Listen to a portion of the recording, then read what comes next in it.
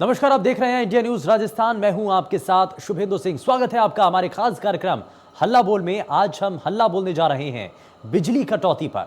भीषण गर्मी के बीच देश की जनता बिजली संकट से लगातार जूझ रही है। जनता को इसके चलते कई परेशानियों का सामना भी करना पड़ रहा है। बिजली संकट का मुख्य कारण कोयले की कमी को बताया जा रहा है।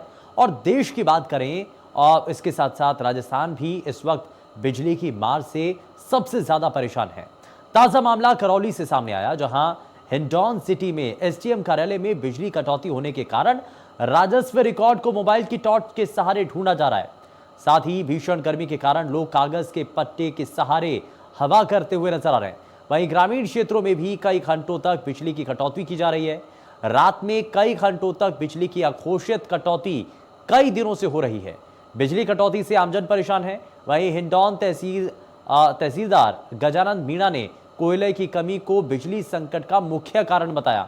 अब ऐसे में सबसे बड़ा सवाल उठता है कि आखिर कब तक जनता को इस कदर बिजली संकट का सामना करना पड़ेगा।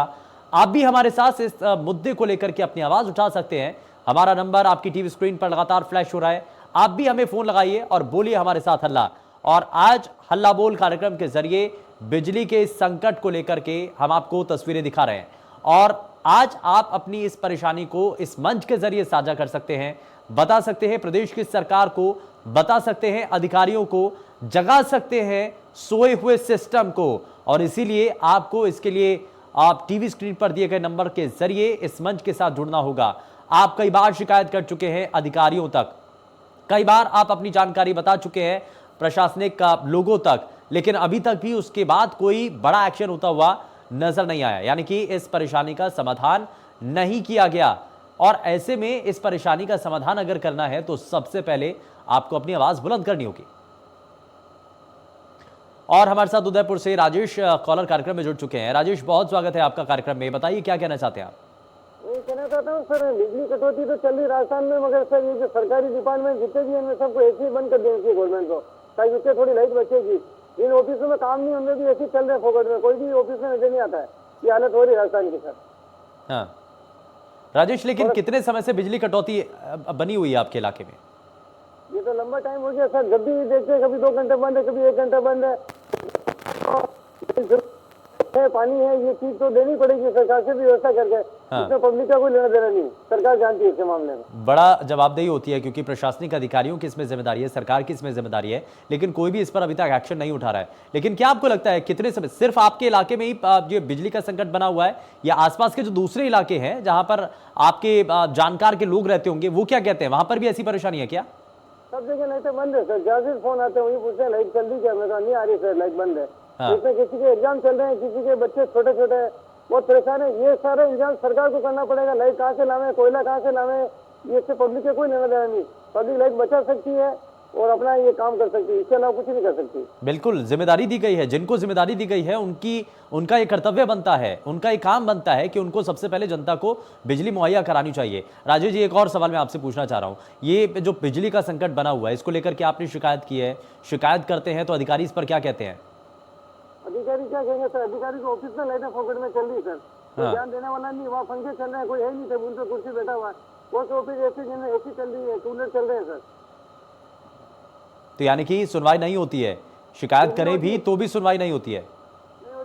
अब ऐसे में जब लाइट नहीं आती है राजेश जी, अच्छा आपके इलाके में लाइट नहीं आ रही है, बिजली की परेशानी है, बार बार बिजली के कट लग जाते हैं, तो अब जो आम रोजमर्रा के जो काम होते हैं वो कैसे हो पाते हैं? बड़ी परेशानी आती होगी इसमें। बहुत परेशानी आती है सर, हर घंटे में लाइट बंद होती है। कभी सुबह 3 बजे बंद करते हैं, कभी 5 बजे बंद कर देते हैं, कभी 7 बजे बंद हो जाती है, कोई टाइम फिक्स नहीं इनका। हाँ, यानी कि छोटे बच्चों से लेकर के बड़े बुजुर्गों तक सभी इस परेशानी से दो चार हो रहे हैं, और बिजली का इस संकट पूरे इलाके में बना हुआ है। राजेश जी, छोटे छोटे बच्चे भी होंगे। मॉर्निंग में हाँ 6 से 7 बजे तक 1 घंटा रोज कर देगा, कोई मना थोड़ी करेगा सर। हाँ 1 घंटे 5 से 6 बजे तक रोज 1 घंटा कटौती कर देनी चाहिए पूरे साल भर के लिए। हाँ। तो इनके पास लाइट का इंतजाम नहीं है तो पब्लिक और क्या कर सकती है, 1 घंटा देने के लिए तैयार है। बच्चों की पढ़ाई भी प्रभावित हो रही होगी, खाना पीना रहना, और इसमें उद्योग धंधे भी हैं, व्यापारिक केंद्र भी हैं, जहां पर रोजगार के ऊपर अब संकट बनता हुआ नजर आ रहा है। राजेश जी, आपको क्या नजर आता है? जो फैक्ट्री है, जो उद्योग धंधे हैं, उसमें भी तो बिजली चाहिए ना, लेकिन अब बिजली की आपूर्ति नहीं हो रही है, तो रोजगार के वो संसाधन भी खत्म हो रहे हैं, लोगों के लिए रोजगार का संकट बनता हुआ नजर आ रहा है। इनकी दुकान है सर, 2 घंटे लाइट बंद रहती है, हमको तो दुकान का किराया देना पड़ेगा, 600 रुपये रोज के देने पड़ते हैं। हाँ। 2 घंटे लाइट नहीं आती, काम नहीं कर पाते कुछ भी।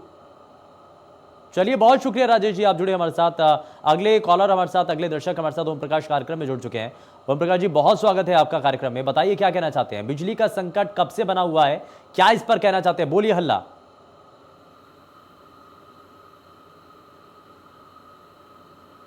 ओम प्रकाश जी, मुझे सुन पा रहे हैं आप? बहुत स्वागत है आपका कार्यक्रम में, बताइए क्या कहना चाहते हैं।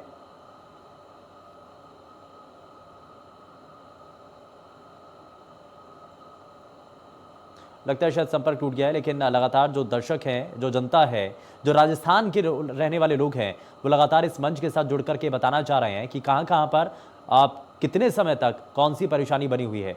यानी कि बिजली का जो संकट है अलग अलग इलाकों में बना हुआ है, गहराता चला जा रहा है। अब इसके पीछे लोगों का तो ये कहना है, आम जनता तो ये चाहती है कि साहब हमने तो आपको चुन करके भेज दिया है, हमने तो आपको चुना है इसीलिए कि हमारी समस्याओं का समाधान हो सके, हमने तो आपको भेजा इसीलिए विधानसभा में, लोकसभा में इसीलिए भेजा है हमने कि आप हमारी हर एक परेशानी को दूर कर सकें। आपको अब ये देखना होगा कि कैसे इन परेशानियों को दूर करना है। अधिकारियों की इसमें बड़ी जिम्मेदारी बनती है। अधिकारी इस पर क्या कहते हैं, क्योंकि कई बार लोगों के द्वारा शिकायत की जाती है, लोगों के द्वारा यह बताया जाता है कि बिजली की जो परेशानी है वो इतने समय से बनी हुई है, इस इलाकों में नजर आ रही है, लेकिन उसके बावजूद भी हल नहीं होता है। कल्पना अगली दर्शक हमारे साथ कार्यक्रम में जुड़ चुकी हैं। कल्पना, बहुत स्वागत है आपका कार्यक्रम में। बताइए क्या कहना चाहती हैं, कब से लाइट नहीं आ रही है, कब से बिजली की कटौती देखने को मिल रही है? मैं ये कहना चाहती हूँ कि बिजली की कटौती का संकट सारे भारतवर्ष में है। और आप देखिए, श्रीलंका तो नेबरिंग सब कॉन्टिनेंट है हमारा, श्रीलंका, नेपाल, ये जितनी भी कंट्रीज है वहाँ पर भी बिजली का संकट है। हमने अपने जो नेचुरल रिसोर्सेज हैं खुद ही खत्म कर दिए हैं।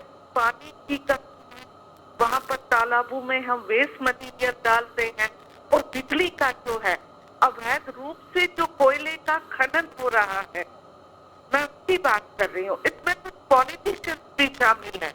हाँ। और हमें इस संकट से जूझना पड़ रहा है।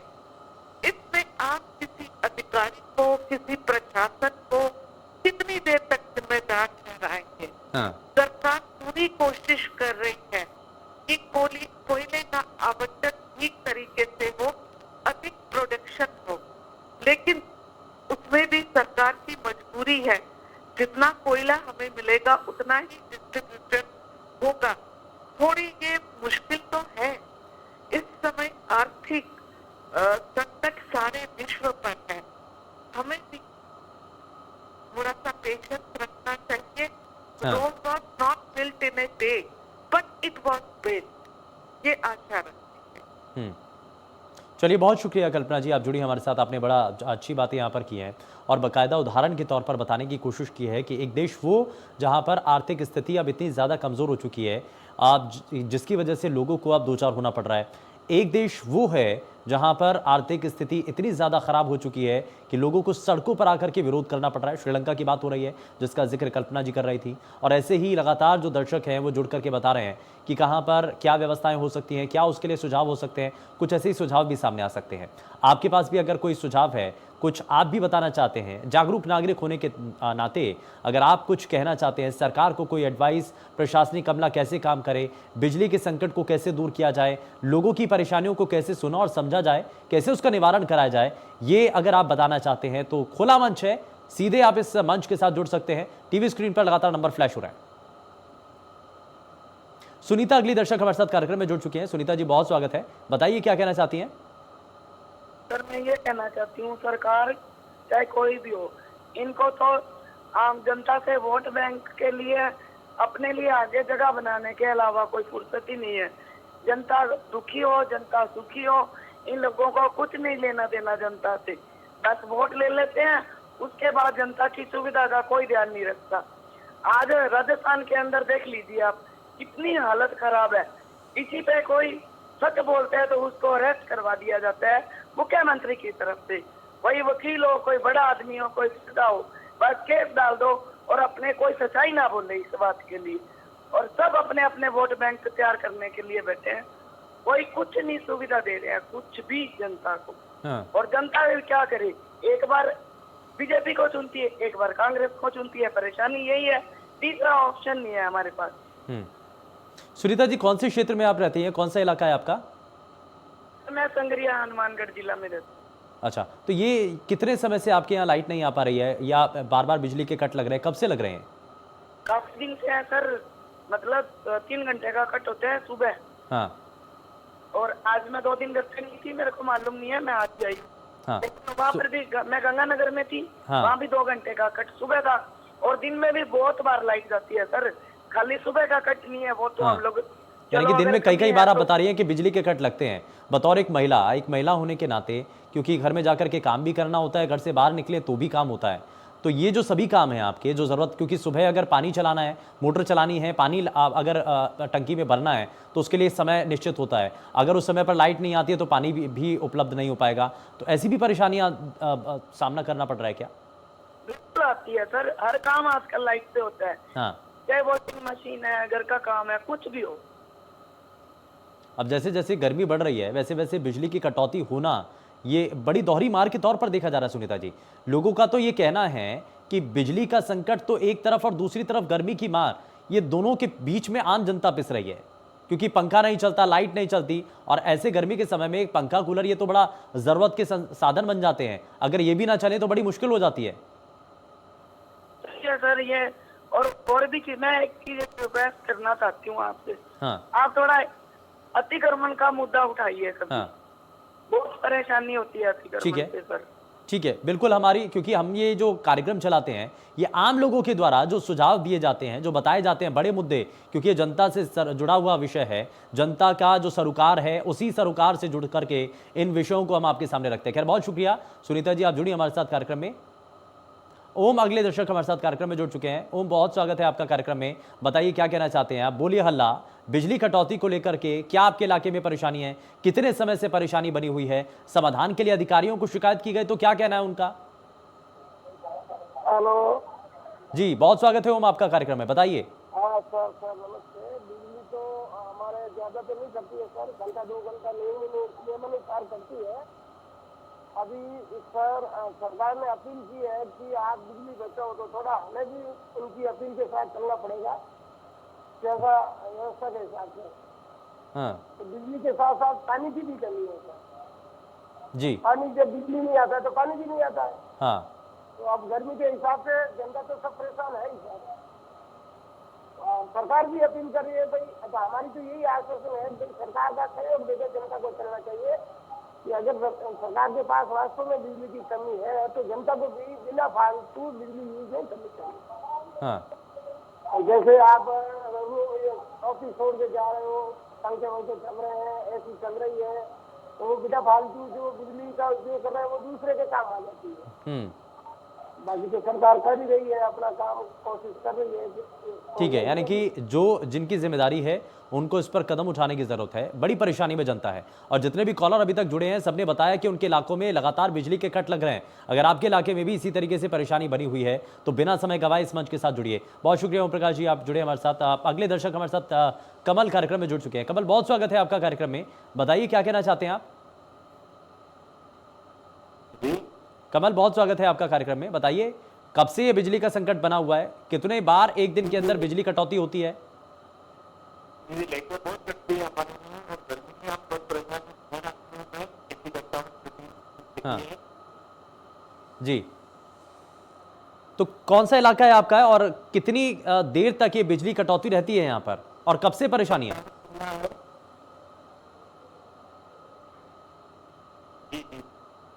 हाँ कमल जी। क्योंकि रात को भी काट सकते हैं, दिन को भी काट सकते हैं, बहुत परेशान आती है। हाँ चलिए, बहुत शुक्रिया कमल, आप जुड़े हमारे साथ। तो अलग अलग इलाकों से लोग जुड़ रहे हैं और जुड़ करके बता रहे हैं कि कितनी परेशानियां उनके सामने हैं। चाणक्य अगले दर्शक हमारे साथ कार्यक्रम में जुड़ चुके हैं। चाणक्य, बहुत स्वागत है आपका कार्यक्रम में, बताइए क्या कहना चाहते हैं। बोलिए अल्लाह, कब से बिजली का संकट बना हुआ है, कितने समय से आपके घरों में बिजली नहीं आ रही है, क्या क्या परेशानियां आपको झेलनी पड़ रही हैं?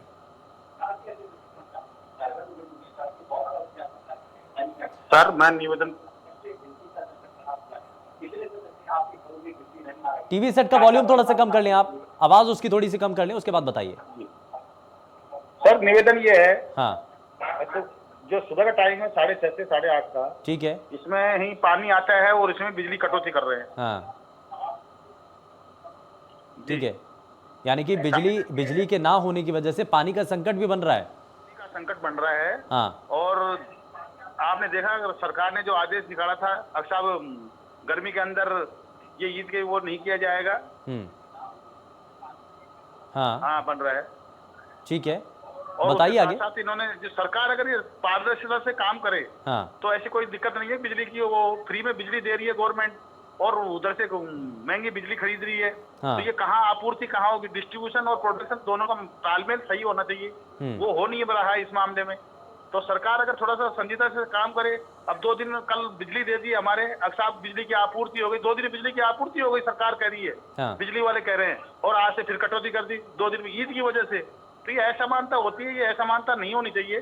सरकार को एक पारदर्शिता से काम करते हुए बिगर नाक लपेट के और बिगर जाति भेदभाव के काम करना चाहिए। मेरा निवेदन यही है। चलिए, बहुत शुक्रिया चाणक्य, आप जुड़े हमारे साथ। यानी कि ये कहा गया है कि समान रूप से इसमें सुविधाएं मिलनी चाहिए, समान रूप से सभी को एक नज़र के साथ देखना चाहिए। कहीं पर एक जगह लाइट आ रही है, किसी जगह नहीं आ रही है, तो बाकायदा एक शेड्यूल भी तय होना चाहिए। अगर बिजली कटौती हो रही है तो उसके लिए बाकायदा लोगों को भी पता होना चाहिए कि आपके इलाके में इतने बजे इस तारीख को बिजली कट लगने वाला है। जगदीश अगले दर्शक हमारे साथ कार्यक्रम में जुड़ चुके हैं। जगदीश, बहुत स्वागत है आपका कार्यक्रम में। बताइए क्या कहना चाहते हैं, बताइए। हाँ जी सर, मैं ये बिजली जो कटौती कर रहे हैं ना सर, एक हाँ। तो ये है, दूसरा नंबर पर जो इन्होंने 50 यूनिट बढ़ा के और घटाया है ना, तो ये जो सीएम साहब ये जो कूटनीतियां बढ़ा रहे हैं गलत है। ये तो अपने घर पंचायत आएगी, कभी बीजेपी अपना घर पंचायती है और बिजली संकट क्यों है? तो ये कटौती खुद अपनी कटौती खुद करे ना, अपनी कटौती खुद करती रही सरकार। हाँ सरकार खुद तो कटौती करे ना अपनी, ना तो ये खुद कटौती करती अपनी। और जिनका दाम बढ़ रहे हैं, मजदूर आदमी बढ़ रहे हैं, हर विभाग में भ्रष्टाचार ज्यादा फैल रहा है। बिजली विभाग में खुद भ्रष्टाचार है, पर कोई ना केस सुनाई कर रहा, ना कोई विधायक सुनाई कर रहा, कोई यहाँ से लोग है ना सबसे बड़े जो नासूर बना रहे हैं। और क्यों आने वाली जो समय संकट की घड़ी आएगी, ठीक है। और जो 2 साल से कोरोना काल के अंदर जो अपने देश जो जूझ रहा था, सरकार ने ऐसी कोई परेशानियों में डाल रखी है। हाँ, लोग यानी कि बड़ी परेशानियां लोगों के सामने आ रही हैं। जाहिर तौर पर ये परेशानी भी है और इसको हम समझ भी सकते हैं, और जितने भी दर्शक हमारे साथ जुड़े हैं उन्होंने इन्हीं परेशानियों को रखा भी है। बहुत शुक्रिया, आप जुड़े हमारे साथ कार्यक्रम में। लेकिन अगले दर्शक जो हमारे साथ कार्यक्रम में जुड़ चुके हैं, मदन मोहन। मदन, बहुत स्वागत है आपका कार्यक्रम में। बताइए क्या कहना चाहते हैं आप।